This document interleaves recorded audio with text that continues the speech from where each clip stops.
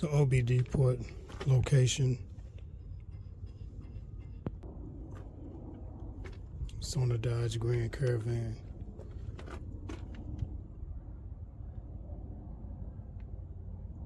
See, at the driver's seat. I'm gonna come down to near where the brake release is. You have your hood latch here.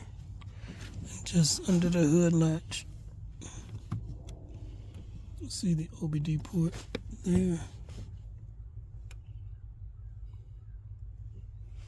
So just to the right of the hood latch, just under there.